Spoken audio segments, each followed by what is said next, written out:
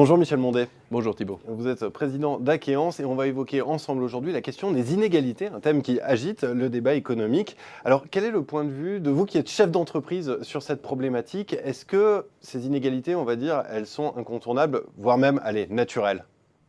Oui Thibault, c'est presque pire que ça. Elles sont pour moi indispensables. Indispensables. Indispensables. Un individu qui n'a pas une soif d'inégalité n'est pas normalement constitué, pour faire court.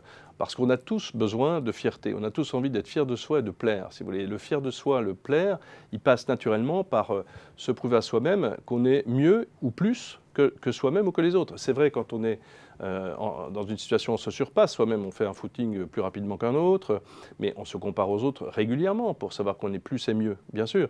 Alors le problème de l'égalité et de l'égalitarisme ambiant, c'est qu'évidemment ça pousse les frontières du besoin d'inégalité dans des zones assez restreintes, mais la pulsion, voire la convulsion est de plus en plus forte sur ce besoin d'inégalité. Mais qu'entendez-vous exactement par là? Qu'on a besoin de pauvres pour être riche, pour avoir envie de devenir riche? C'est pas tout à fait ça, je vois ce que vous voulez dire, ça pourrait être ça, mais pas nécessairement. Regardez le culte de la beauté. On a tous envie d'être beau et de plaire, donc il y a forcément des individus plus beaux que les autres, ou qui pensent être plus beaux que les autres, donc il y a une hiérarchie sur la beauté. Regardez le culte du corps en ce moment, c'est quelque chose qui n'est là que pour exprimer une fierté, une envie de plaire sur le culte du corps.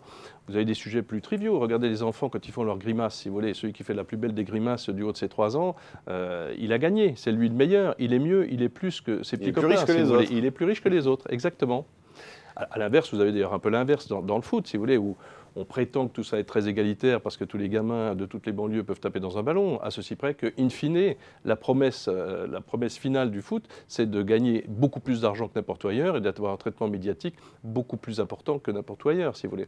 Et vous pensez que l'approche que nous avons aujourd'hui, nous au sens très très large, de l'égalité et donc de l'inégalité, peut finir par être dangereuse? Oui, c'est dangereux.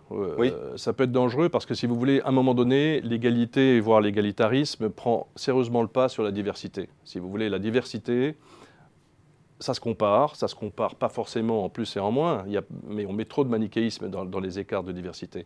Il y a des diversités et chacune des parties va trouver son plus et son mieux. Donc il y aura une inégalité pour chacune des deux parties sur chacun des sujets. Mais malheureusement, l'égalitarisme et la pensée unique du moment, des tabous du moment, empêchent de dire ça. Donc si vous voulez, on repousse dans des zones où le tabou de la pensée unique n'est pas encore arrivé, c'est dans l'entre-soi. Dans l'entre-soi, on a encore la possibilité de se sentir plus et mieux, d'avoir la possibilité d'exercer son inégalité vis-à-vis des autres dans un monde très homogène, très particulier parce qu'il est homogène, il est restreint, il est entre soi. Et ça, c'est dangereux. C'est une égalité qui disperse la société, en fait, qui l'éclate. Absolument. C'est le risque du corporatisme, c'est le risque du sectarisme, au prétexte qu'on ne s'intéresse plus au reste du monde, si vous voulez, au reste d'une population. C'est clairement abandonner la belle curiosité de la diversité, si vous voulez, pour un sectarisme, un corporatisme restreint.